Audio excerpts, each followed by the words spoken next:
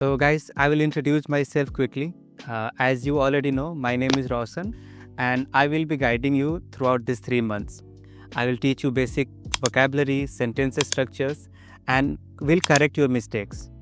That will be the format of our class, okay? And as it is our first meeting, I will make one thing clear. Our main purpose is to learn spoken English. Here in this class, whenever you get an opportunity, try to utilize that. Speak. The language of our class will be bilingual, Hindi and English. I will try to speak English majority of the time and then Hindi to make you guys understand. How do we use a language? We use it to communicate. In every language, there are 4 components. Take example of Hindi, Urdu, Arabic, Bengali. Any language which has a script, there are 4 components there.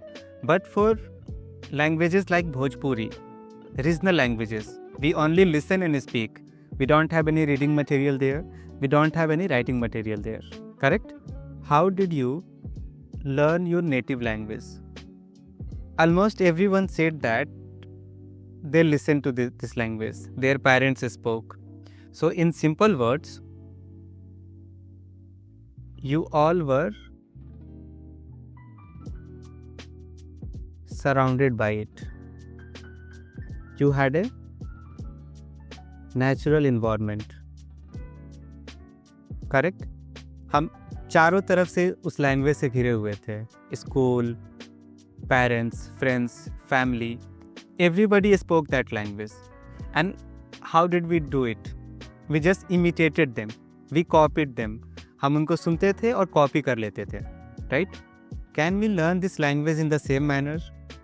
क्या हम English को भी इसी तरीके से सीख सकते हैं? We have to create an artificial environment. अब ये artificial environment होता क्या है? जो चीज़ें हम बचपन में ऑटोमेटिक हमें मिलती थी उसको हम खुद से बनाएंगे. Okay, now I will tell you this method of input and output. देखो, हर लैंग्वेज में एक फॉर्म होता है इनपुट. इनपुट का मतलब होता है कंज्यूम.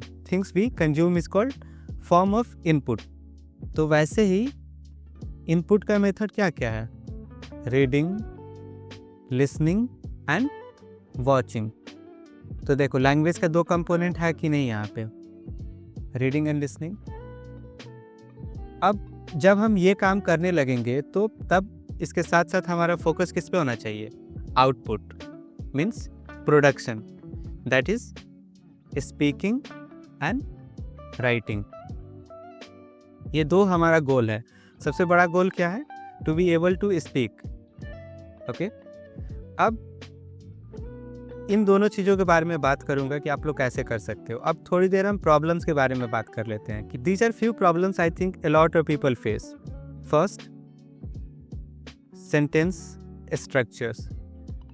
उनको पता नहीं होता है कि कैसे वोकैबुलरी का यूज करके सेंटेंस बनाएं. तो दूसरा प्रॉब्लम वोकैबुलरी ही है. Lack of vocabulary. वोकैबुलरी का मतलब हुआ वर्ड्स, कि हमारे पास वर्ड्स नहीं होते हैं कि हम आखिर किस सिचुएशन में उस वर्ड्स को बोलें. फिर एक प्रॉब्लम आता है प्रोनाउंसिएशन, कि उस वर्ड्स को पढ़े कैसे. Then there is problem of mother tongue influence. Mother tongue influence का मतलब हुआ कि जैसे मैं भोजपुरी बोलता हूँ, कुछ लोग यहाँ मराठी बोलते होंगे. जैसे Omkar, I think Omkar is from Maharashtra, correct. जैसे मैं भोजपुरी बोलता हूँ तो कभी कभी इंग्लिश बोलते टाइम वो भोजपुरी का असर आ जाता है उस पर. तो वैसे प्रॉब्लम को बोलते हैं mother tongue influence. Lack of practice. तो इस ग्रुप में इस सब का सॉल्यूशन है. सबसे पहले तो मैं ये 2 काम आप मेरे पर छोड़ दो. सेंटेंस स्ट्रक्चर कैसे सिखाना है और कौन सा वोकैबुलरी आपको सिखाना है. This 2 parts will be covered by me. Pronunciation and mother tongue influence, ये आप लोगों के ऊपर डिपेंड करता है कि आप लोग कितना टाइम स्पेंड कर रहे हो. इस क्लास के अलावा आप कितना समय मीडिया कंज्यूम करते हो, कितना प्रैक्टिस करते हो. तो आप लोग मुझसे तो बात करोगे ही, अगर किसी को एक दूसरे से भी बात करना होगा, you can message in the group कि लेट्स प्रैक्टिस. ओके, अब मैं आपको बताता हूँ कि कैसे हम आर्टिफिशियल इन्वायरमेंट क्रिएट करेंगे. जो इनपुट मेथड मैंने ऊपर लिखा है, उससे ही होगा। पहला काम क्या करना है, change the language of your media consumption. इस लाइन का मतलब हुआ कि जो चीज़ें हम हिंदी, भोजपुरी, मराठी अलग अलग लैंग्वेजेस में देखते हैं, हम उसको देखना बंद कर देंगे। फर्स्ट प्रायोरिटी किस लैंग्वेज को देना है, इंग्लिश। तो आपका क्वेश्चन होगा कि sir if I am not understanding that then what's the purpose of it. तो दूसरा पॉइंट मेरा यही है, it takes time to improve your comprehension.